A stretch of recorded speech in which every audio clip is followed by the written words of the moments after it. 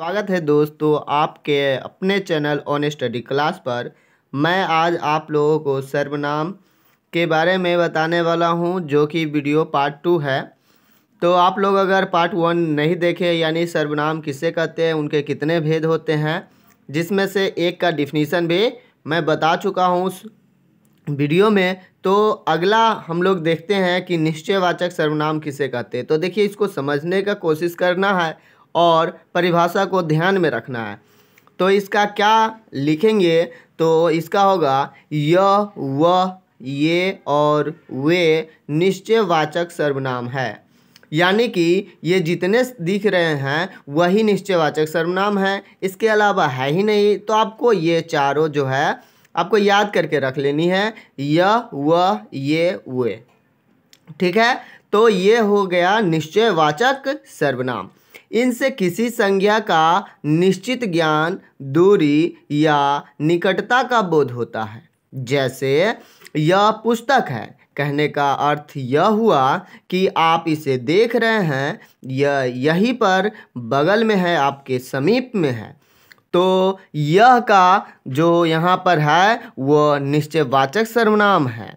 अगला जो है एग्जाम्पल, वह हाथी है। इसका अर्थ ये है कि आप देख रहे हैं कि कुछ दूरी पर एक हाथी है, जो कि वह का यूज हुआ है यहाँ पर। वह निश्चयवाचक सर्वनाम है कि निश्चित है कि वहाँ पर एक हाथी है जो कि आप देख रहे हैं। ठीक है, देख करके बोल रहे हैं। अगला जो है, ये लड़के हैं। तो ये लड़के हैं और वे लड़के हैं, ये दोनों ही प्लूरल है, परंतु ये भी दूरी ही इंगित करता है और निश्चितता का बोध कराता है, जो कि आप बिना देखे नहीं बोल सकते हैं ये लड़के हैं। ठीक है, तो इससे पूरी तरह से ये पता चलता है कि निश्चय है ये, मतलब कोई भी चीज़ निश्चय है तो वो क्या होगा, निश्चयवाचक सर्वनाम होगा। तो इसमें वह जो है इसमें दूसरे के एग्जाम्पल में भी आता है। जैसे पुरुषवाचक सर्वनाम जो होता है उसके अंतर्गत वह आता है, तो उसमें जो है अंतर है कि आप देख पाएंगे कि जैसे कि आप समझिए कि उसका नाम राम है, वह पढ़ रहा है। कहने का मतलब उसका नाम राम है, वह पढ़ रहा है। इसका मतलब आप देख रहे हैं कि कुछ दूरी पर जो है वो क्या है कि है, और वो क्या है, पढ़ रहा है। इसका मतलब यहाँ पर वो निश्चयवाचक हो गया। ठीक है, अगर आपको इसी तरह से पूछे कि राम अच्छा लड़का है, वो पढ़ रहा होगा, यानी कि हम यहाँ पर किसी और के बारे में बात कर रहे हैं जो यहाँ पर है ही नहीं, तो उसमें निश्चितता का बोध होगा ही नहीं। तो आप उसमें वह के जगह पर पुरुषवाचक सर्वनाम देंगे। ये क्लियर हुआ? तो चलते हैं आगे की तरफ। अगला है अनिश्चयवाचक सर्वनाम किसे कहते हैं। तो कुछ और कोई, जिसमें अगर कोई छोटा सा मोटा चीज़ होगा तो किसी भी निर्जीव के लिए लगा सकते हैं, कोई दिक्कत नहीं है। तो आप यहाँ पर देखेंगे कि यहाँ पर कुछ और कोई को याद रखना है। क्या रखना है? कुछ और कोई क्या है? अनिश्चयवाचक सर्वनाम है। इनसे व्यक्ति, वस्तु या भाव के अनिश्चय का बोध होता है। यानी कि जहाँ तक हमने ऊपर में निश्चय के बोध करवाएं, यहाँ पर उसका अपोजिट है, अनिश्चय का बोध होगा। तो इससे आप क्लियर होंगे। तो एग्जाम्पल देखते हैं। जैसे कोई आ रहा है, कोई के जगह पर कोई व्यक्ति हो सकता है, राम हो सकता है, श्याम हो सकता है, कोई संज्ञा हो सकता है। तो यहाँ पर हम उसके जगह पर कोई का प्रयोग किए तो सर्वनाम हो गया। अब सर्वनाम के अंतर्गत कोई जो है वो निश्चित नहीं है कि वो राम है कि श्याम है, तो ये अनिश्चयवाचक हो गया। तो इस तरह से आप फाइंड आउट कर सकते हैं कि निश्चयवाचक और अनिश्चयवाचक क्या होता है। और उससे भी अच्छा है कि आप लोगों को अगर समझ में उतनी नहीं बातें आ रही है तो आप इसके जो एग्जाम्पल है कुछ और कोई, इसको रट लेंगे। तो चलिए, परंतु समझने की कोशिश करेंगे। किसी कलम से लिखो, यानी कि कोई कलम होगा, कलम क्या होगा, कोई संज्ञा होगा, लाल होगा, पीला होगा, नीला होगा या कोई भी पेन हो, तो किसी कलम से लिखो। ये किसी जो है वो पता नहीं है कौन सी कलम की बातें कर रहे हैं, तो यहाँ पर अनिश्चयवाचक सर्वनाम होगा। क्लियर।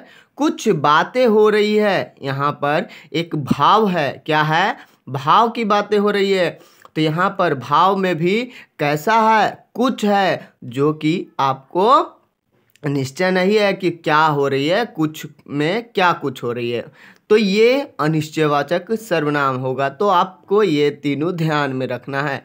अगला जो है वह है संबंधवाचक सर्वनाम किसे कहते हैं। तो सर्वनाम से सर्वनाम का संबंध जोड़ने वाले शब्द संबंधवाचक सर्वनाम कहलाता है। जैसे जिसकी डैश उसकी, कहने का तात्पर्य यह है कि जिसकी लाठी उसकी भैंस। अगला जो है इसी में जो क्या सोता है, जो सोता है सो खोता है। कहने का तात्पर्य ये है कि ये जो सो आकर के क्या किया कि सर्वनाम से सर्वनाम का संबंध बताने लगा। तो इस तरह से अगर आए तो आपको समझ लेना है कि ये क्या है, संबंधवाचक सर्वनाम है। अगला जो है वह है निजवाचक सर्वनाम किसे कहते हैं।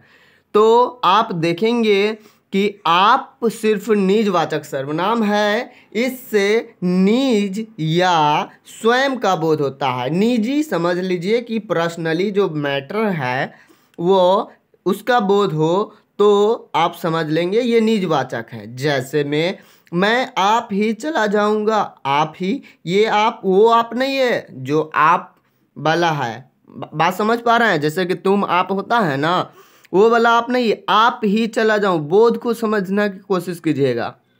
बात समझ पा रहे हैं ना। तो मैं आप ही चला जाऊंगा, वह अपना काम आप ही करता है। यहाँ पर वो आप आपको क्लियर दिख रहा होगा कि वो आप नहीं है। तो आप इसको समझ गए होंगे कि ये जो है ये सभी निजवाचक सर्वनाम है, जिसका बोध जो होता है स्वयं के लिए होता है। तो अगला जो है, अगला उसको देखेंगे, प्रश्नवाचक सर्वनाम किसे कहते हैं। तो इसका आप लोग लिखेंगे आंसर, जानेंगे कि जिस सर्वनाम से प्रश्न का बोध हो उसे प्रश्नवाचक सर्वनाम कहते हैं। जैसे कौन खेल रहा है, कौन की जगह पर मोहन सोहन हो सकता है, तो ये कौन सी है, ये सर्वनाम है। तो संज्ञा के बदले आया है इसीलिए ये सर्वनाम है। अब देखेंगे कि कौन से हमको पता चल रहा है क्वेश्चन राइज होने का, पूछने का, तो यहाँ पर प्रश्नवाचक सर्वनाम है। और क्या पढ़ रहे हैं वो, तो क्या पढ़ रहे हो, हिंदी पढ़ रहे हो, इंग्लिश पढ़ रहे हो, क्या पढ़ रहे हो। तो इतिहास भूगोल कुछ भी हो तो ये क्या है, संज्ञा की जगह पर आया हुआ है, तो ये भी सर्वनाम है, परंतु इससे प्रश्न राइज हो रहा है तो ये हो जाएगा प्रश्नवाचक सर्वनाम। तो यहाँ पर नोट में आपको ध्यान में रखनी है कौन और क्या, यही दो प्रश्नवाचक सर्वनाम है। मैं पहले ही से कहता आ रहा हूँ कि जो भी इसके एग्जाम्पल है उसको ध्यान में रखेंगे, आपको थोड़ा सा वही जो है वाक्य को समझना होगा, बाकी क्लियर रहेगा। अगर आप जैसे भी जितने भी दिए जा रहे हैं, दो चार तो है ही, तो यहाँ पर जो है उसको याद करके और वाक्य को थोड़ा सा समझना है।